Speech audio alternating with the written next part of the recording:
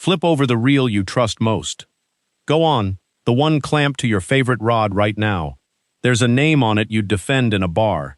And down on the foot, in letters made just small enough to slide past you, there's a second truth about where that reel was actually born.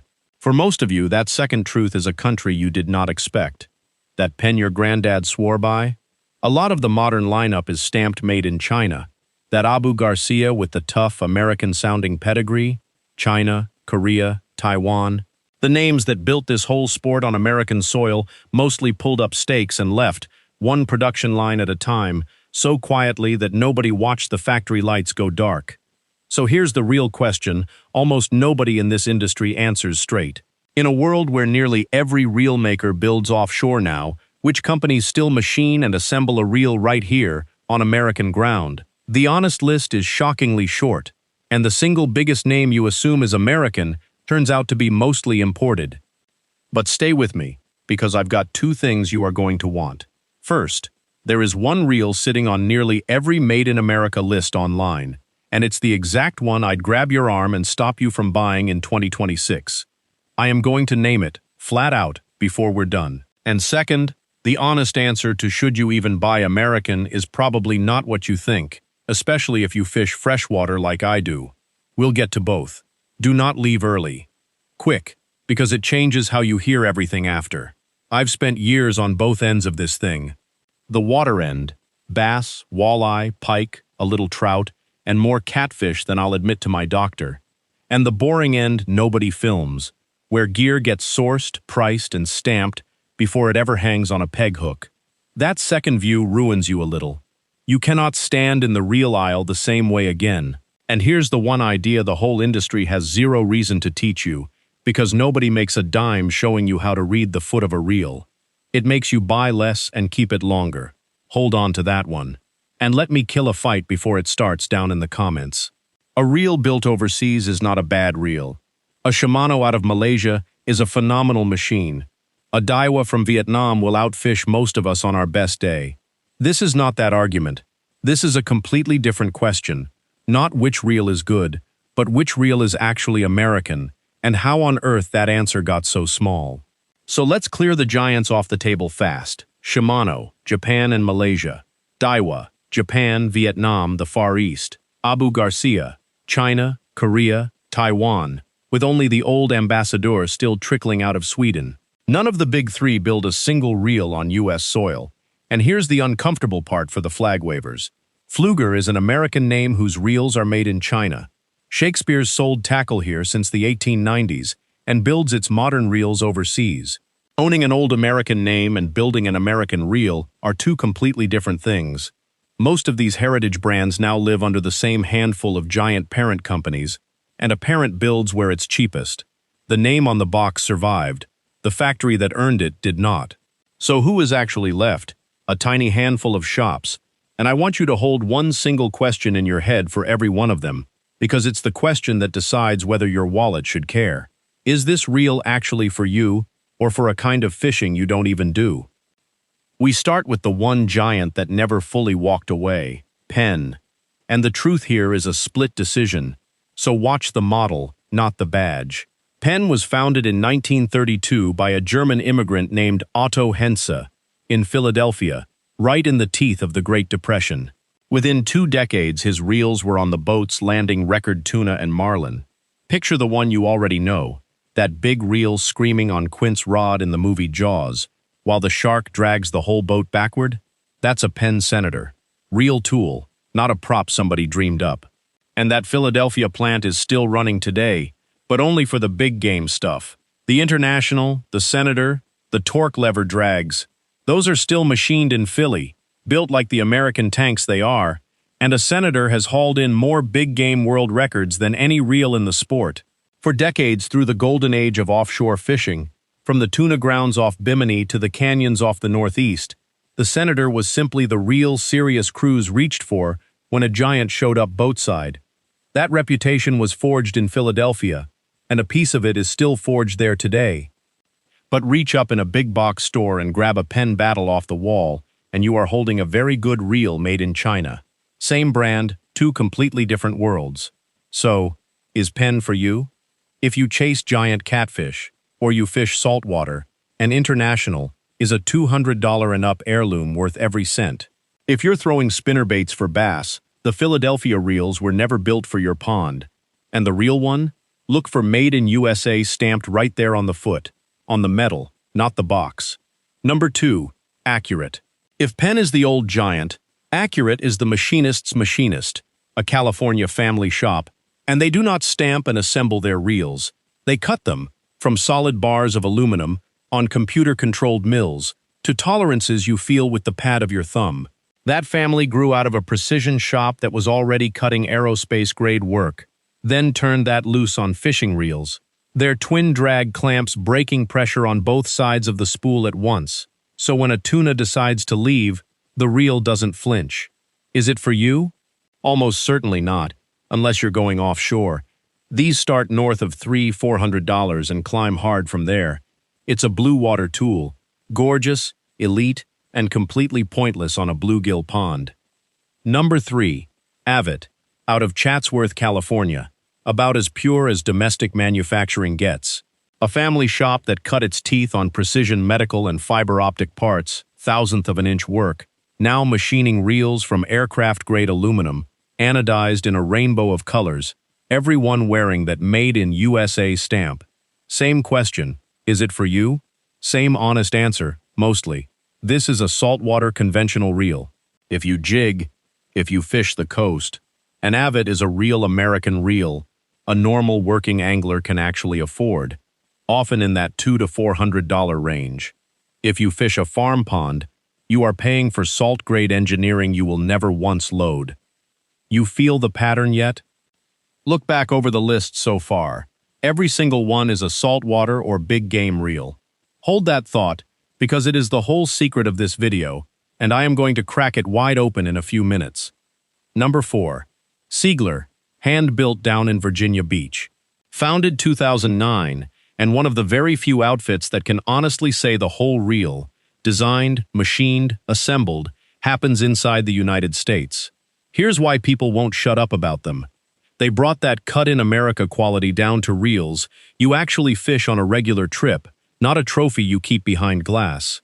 Lever drags and fly reels. And yes, a Seigler is finally a reel a serious freshwater catfish or striper angler can genuinely reach for. Turn the handle once, and you feel exactly where the money went. And number 5 is the one almost nobody's heard of, and it carries the best story on the whole list. IRT Reels, built in Pine Grove, Pennsylvania. A local reel-making operation got shipped overseas, and the craftsmen who built those reels lost their jobs. A local businessman named Greg Heder looked hard at that, looked at where the entire industry was sprinting, and did the stubborn thing. He started a company on one single rule: this reel gets made here, at home, or it doesn't get made. IRT builds spinning reels with machined aluminum spools that lay your line down in an even, symmetrical wrap. In plain English, smoother casts and fewer wind knots to pick apart at dusk. And this one, finally, is a made-in-USA spinning reel a freshwater angler can actually pick up and fish. They typically run a couple $100. Real money, sure, but a fraction of an offshore reel for something genuinely machined in Pennsylvania. Tiny shop. Real reel. Now, if you fly fish, throw out everything I just told you about the list being short, because in fly reels, America does not just compete, it runs the whole table. Abel and Ross, both machined in Montrose, Colorado. Galvin, out of Sonora, California, the entire reel, start to finish, on American ground. Nautilus, down in Miami. Hatch, Bauer, Tibor, and Waterworks Lamson up in Idaho. Precision-machined little works of art. And this part matters for you freshwater folks. You can get a genuinely American one for trout, bass, or panfish, somewhere in the neighborhood of $150 to $500, which is not crazy at all for a reel you'll hand to your kid one day.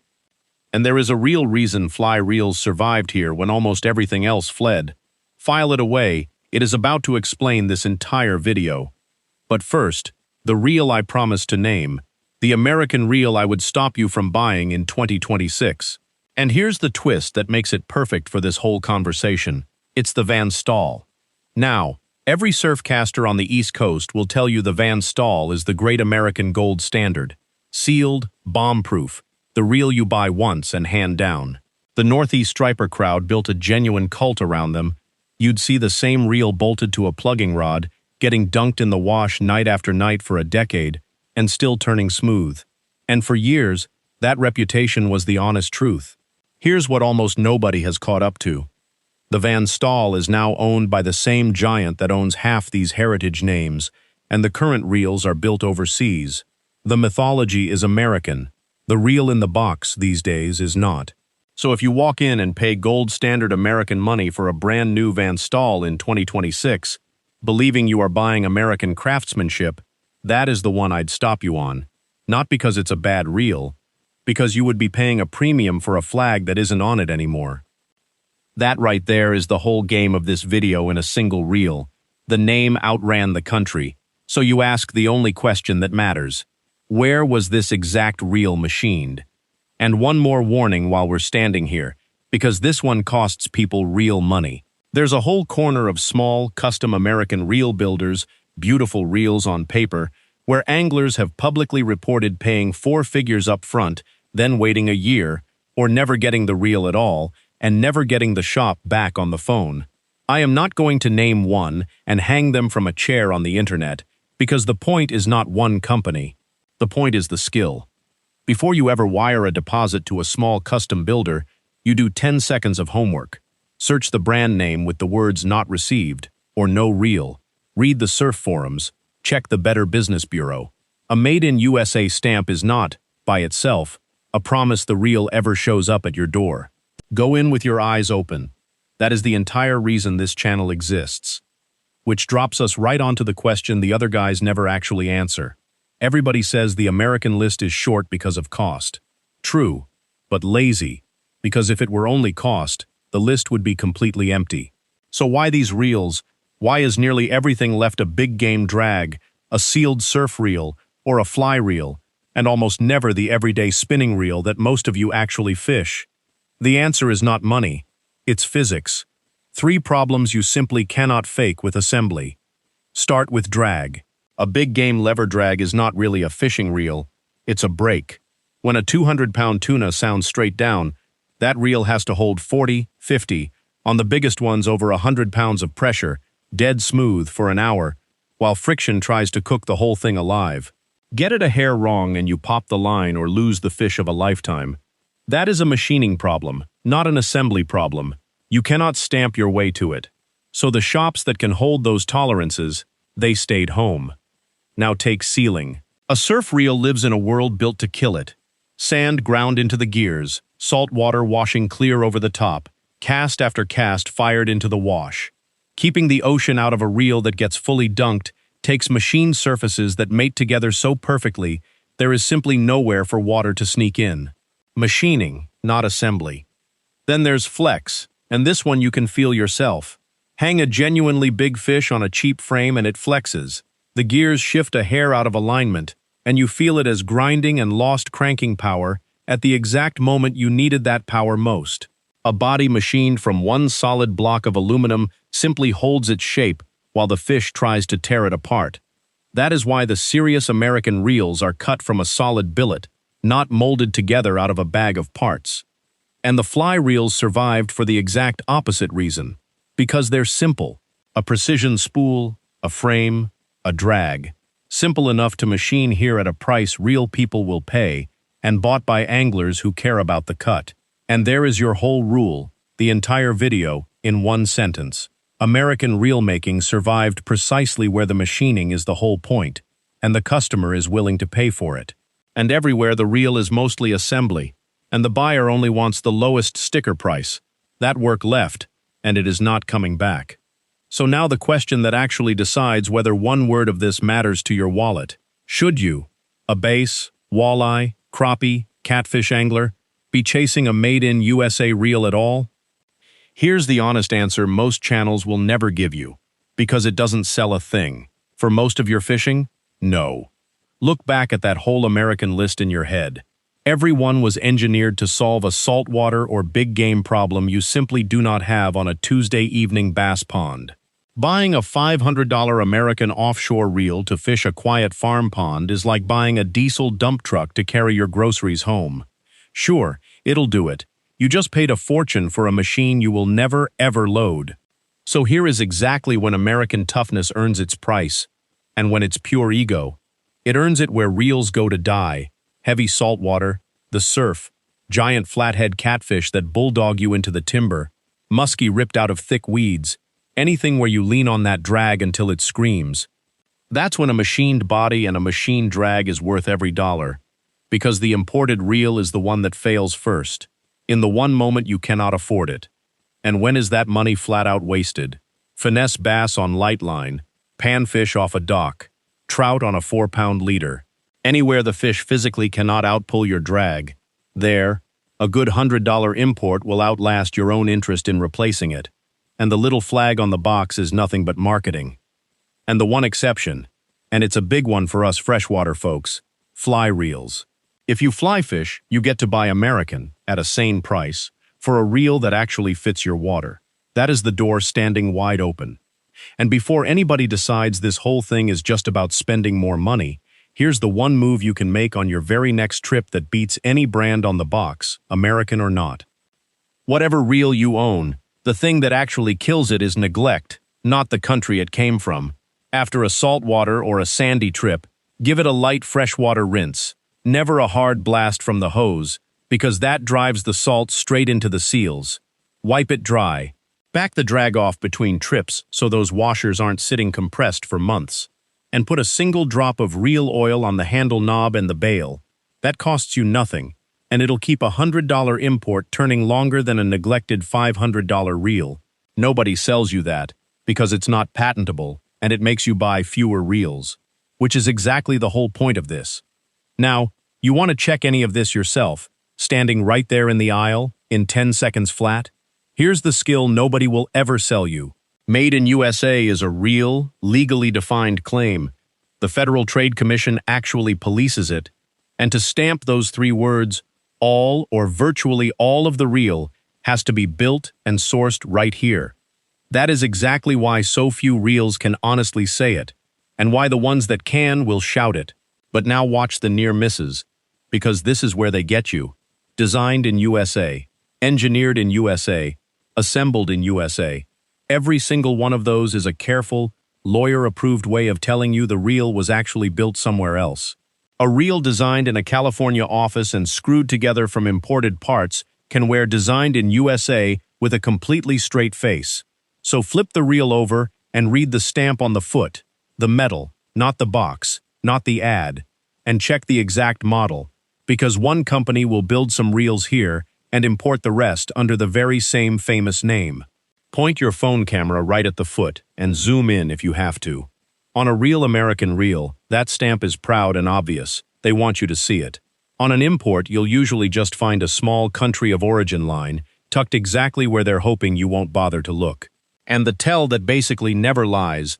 If a shop is truly cutting metal in America, they are not shy about it for 1 second. Silence about where a reel is born almost always means overseas. So step all the way back and ask the real question. Why did you have to hear every bit of this from some guy on the internet instead of from the industry that's been taking your money for years? Because there is no money in it for them. None. Think hard about what this knowledge actually is. It can't be patented. Nobody owns the idea of read the foot. It can't be bottled and sold to you fresh every spring like a new color. It gets no slot on the pegboard. And worst of all, from their side of the counter, it makes you buy one good reel and keep it running for 20 years instead of a disposable one every 3. Everything about the way tackle gets sold rewards the exact opposite. The low sticker your hand reaches for on its own, the shiny new model every season, the reel you feel a little embarrassed by in 2 years, so you go and upgrade, knowing where your reel is really made, and buying only the toughness your actual fishing needs. That one move makes them less money every single time you do it, so it stays invisible. It is not a conspiracy. It is 1,000 quiet decisions all pointing the very same direction, away from ever telling you. So let me leave you with a take that is going to annoy half the comment section, and I mean every word of it. For most freshwater fishing, chasing made in USA is a waste of your hard-earned money, and that little flag on the box is marketing aimed directly at your gut. The best reel for your actual fishing might very well be built in Malaysia, and there is no shame in that whatsoever. Now come argue with me. I honestly want it. Down in the comments, do you go hunting for made-in-USA gear on purpose, or do you just buy the best reel for the money, wherever on earth it's built? And answer me this one too. What is the oldest reel you still fish today, and where was it made? Because I have watched anglers keep a 50-year-old American reel turning smooth as glass, while 3 imported ones came and went in the same spot on the rack. I want to hear your version of that. One last thing, and it has nothing to do with metal. Wherever you fish, the reel is entirely your call, but the fishing rules are not. Seasons, limits, what's legal right where you're standing, that changes line to line across the map, and it's on you to know it. Check your state and local regulations before every single trip, every trip. And if you want this whole thing on one page, every brand, every exact model that's actually American, the honest price tiers, and that 10-second read-the-foot checklist so you never get fooled at the counter again, I put all of it into the blueprint. The link is down in the description, and the QR code is sitting in the corner of your screen. It is free. Scan it, drop it in your tackle box, done. And if this changed the way you'll look at the very next reel you pick up, go ahead and subscribe, because around here we say the quiet part out loud about your gear. The part the brands would honestly rather you never found out. I'll see you on the water.